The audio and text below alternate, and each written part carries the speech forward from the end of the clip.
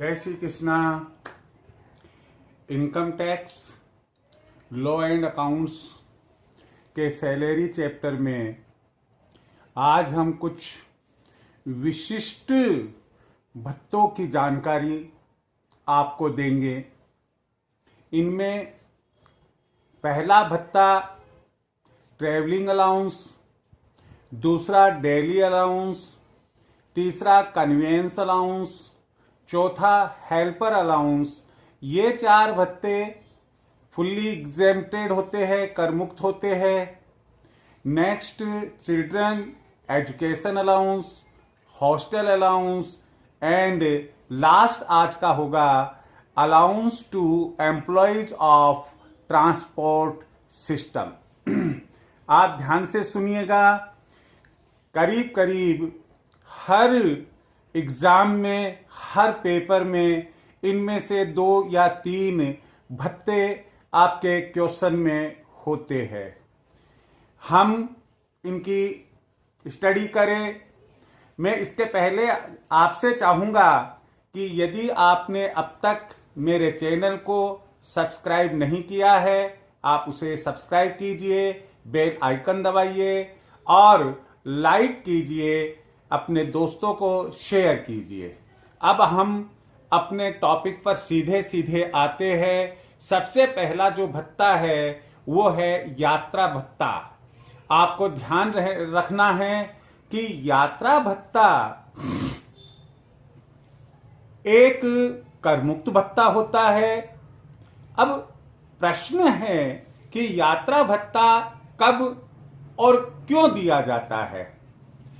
जब एक कर्मचारी अपने नियोक्ता के कार्य से कहीं अन्य जगह, कार्यालय से, कार्य स्थल से कहीं अन्य जगह, अन्य शहर, अन्य गांव जाता है और उसे उसके लिए कोई यात्रा करनी होती है, उस यात्रा के खर्चों को वहन करने के लिए जो नियोक्ता के द्वारा भत्ता दिया जाता है उसे हम यात्रा भत्ता कहते हैं। इस प्रकार हम कह सकते हैं कि अगर कर्मचारी को अपने कर्तव्यों की पूर्ति हेतु यात्रा करनी होती है, उसके संबंध में जो यात्रा के लिए भत्ता नियोक्ता से उसे मिलता है, वह भत्ता उसकी सैलरी में नहीं जुड़ेगा, उसकी ग्रॉस इनकम फ्रॉम सैलरी में नहीं आएगा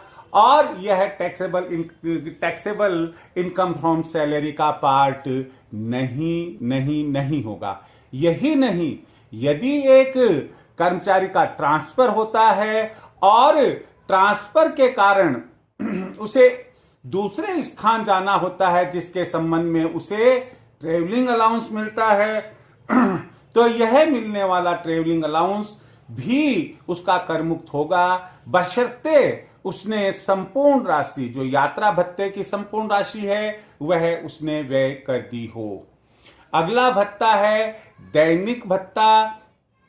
यात्रा के दौरान एक जगह से दूसरी जगह है, कार्य स्थल से अन्य जगह नियोक्ता के कार्य से कर्तव्यों की पूर्ति करने हेतु जाने पर जो भत्ता रोजाना के हिसाब से दैनिक खर्चों को मीट आउट करने के लिए मिलता है, उसे हम दैनिक भत्ता कहते हैं। और डेली अलाउंस भी एक कर्मचारी के लिए कर मुक्त होता है। अगला है सवारी भत्ता। यदि नियोक्ता अपने कर्मचारी को कर्मचारी द्वारा कर्तव्यों की पूर्ति हेतु सवारी के संबंध में कोई भत्ता दिया जाता है तो वह भत्ता भी कर मुक्त होगा। लेकिन यहां साथ में शर्त यह दी गई है कि नियोक्ता द्वारा उसे किसी भी प्रकार की सवारी की सुविधा उपलब्ध नहीं होनी चाहिए।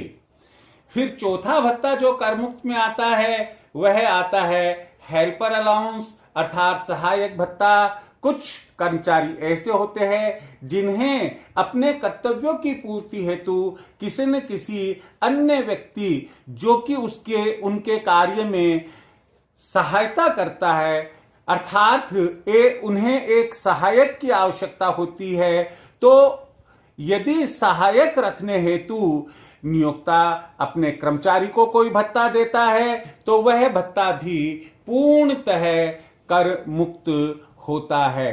नेक्स्ट जो भत्ता है वह है बाल शैक्षणिक भत्ता, चिल्ड्रन एजुकेशन अलाउंस है। एक कर्मचारी को अपने बच्चों की शिक्षा हेतु जो भत्ता अपने नियोक्ता से मिलता है वह निश्चित सीमा तक कर मुक्त होता है। उस सीमा से अधिक मिलने वाला भत्ता कर योग्य होता है। सवाल यह है कि किस सीमा तक यह भत्ता कर मुक्त होगा। आयकर अधिनियम में इसके संबंध में प्रावधान दिया गया है कि कर्मचारी को एक बच्चे के लिए 100 रुपए प्रति माह तक जो भत्ता मिलता है वह जो भत्ता बाल शैक्षणिक भत्ते के रूप में मिलता है वह भत्ता कर मुक्त होता है। लेकिन यदि किसी बच्चे के लिए 100 रुपए से अधिक राशि का चिल्ड्रन एजुकेशन अलाउंस मिलता है तो 100 रुपए से ऊपर वाली राशि वह कर योग्य होगी। ध्यान रहे कि यहां यह 100 रुपए प्रति माह के हिसाब से लिए जाते हैं, अर्थात एक बच्चे के लिए चिल्ड्रन एजुकेशन अलाउंस 100 रुपए प्रति माह तक कर मुक्त होता है। लेकिन एक शर्त अधिनियम में और दी गई है और वह शर्त यह है कि अधिक से अधिक 2 बच्चों के संबंध में चिल्ड्रन एजुकेशन अलाउंस 100 रुपए प्रति माह प्रति बच्चा कर मुक्त होगा। यहां सावधानी यह रखनी है कि आपको प्रत्येक बच्चे के लिए कर मुक्त राशि की गणना करनी होगी।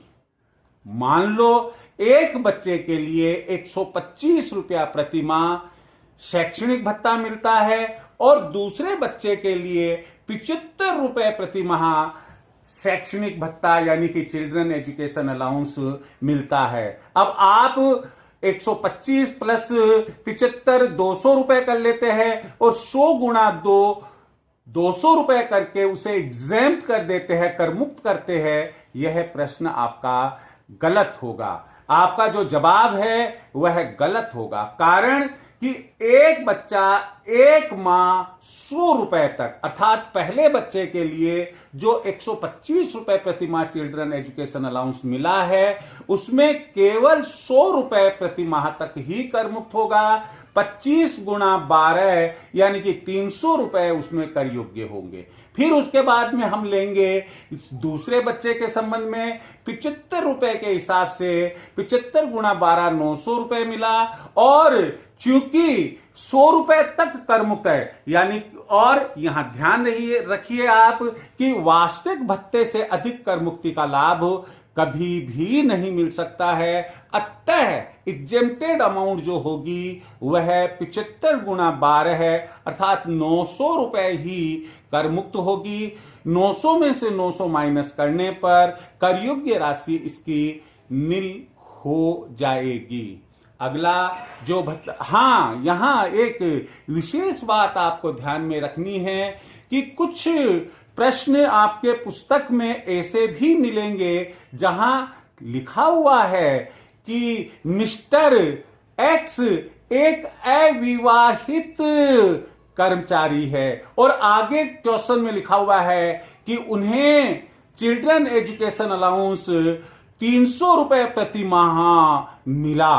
तो यहां आप ये देखिएगा कि जब मिस्टर एक्स अविवाहित है, अनमेरिड है, फिर भी उन्हें चिल्ड्रन एजुकेशन अलाउंस मिला है, तो यहां उनका कोई बच्चा एजुकेशन के लिए स्कूल या कॉलेज नहीं जा रहा है। अतः उन्हें जो भत्ता 300 रुपए प्रति माह के हिसाब से मिला है वह कर योग्य होगा, टैक्सेबल होगा, कोई भी अमाउंट उसकी एग्जेम्प्ट नहीं होगी। नेक्स्ट अलाउंस जो हमने यहां लिखा है वो है हॉस्टल अलाउंस। हॉस्टल भत्ता, कर्मचारी के बच्चे हॉस्टल में रहते हैं, उनके खर्चों को मीट आउट करने के लिए नियोक्ता यदि एम्प्लॉयर यदि अपने एम्प्लॉय को उन बच्चों के लिए हॉस्टल अलाउंस देता है तो 300 रुपए प्रति माह प्रति बच्चा यह अलाउंस एग्जेम्प्ट होता है। अधिकतम 2 बच्चों के लिए ही एग्जेम्पशन का लाभ यहां मिलता है। यहां पर भी आपको वही सावधानी रखनी है कर मुक्ति का लाभ देने के लिए, जैसा कि चिल्ड्रन एजुकेशन अलाउंस में आपको अभी अभी बताई थी कि प्रत्येक बच्चे के संबंध में एग्जेम्पशन का लाभ आप अलग अलग देंगे। 8वां भत्ता है परिवहन व्यवस्था में लगे कर्मचारियों को भत्ता, अर्थात allowance to employees of transport system. यह भत्ता उन कर्मचारियों को मिलता है जो कर्मचारी परिवहन व्यवस्था में लगे हुए होते हैं, परिवहन में एक स्थान से दूसरे स्थान तक ट्रांसपोर्ट का कार्य करते हैं।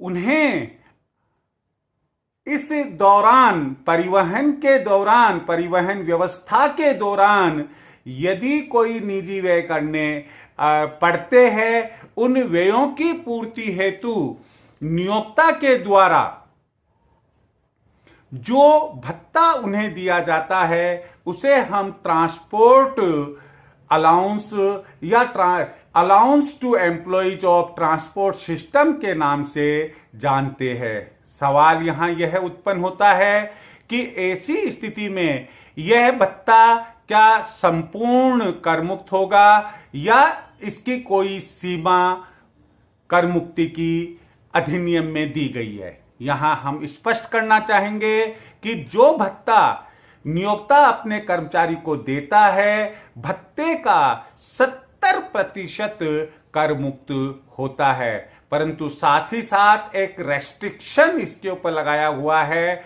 और वह यह है कि यह भत्ता किसी भी हाल में 10,000 रुपए प्रति माह से अधिक कर मुक्त नहीं हो सकता है। इस प्रकार सारांश में हम यह कह सकते हैं कि परिवहन व्यवस्था में लगे कर्मचारियों को भत्ता यह इसके लिए निम्न बिंदु हमें ध्यान रखने होंगे। पहला, कर्मचारी परिवहन व्यवस्था में लगा हुआ है। दूसरा, उसने निजी व्यय किए हैं। तीसरा, नियोक्ता ने परिवहन भत्ता भुगतान किया है। अगला, परिवहन भत्ते की 70% राशि करमुक्त होती है। अगला बिंदु, किसी भी हाल में करमुक्ति की यह राशि 10,000 रुपए प्रति माह से अधिक नहीं हो सकती। साथ ही साथ यह भत्ता संपूर्ण भारत में करमुक्त होता है। इस तरह से हमने आज क्रमशः travelling allowance, daily allowance, conveyance allowance, helper allowance, children education allowance, hostel allowance and allowance to employees of transport systems पढ़ा। Thank you very much. Best of luck.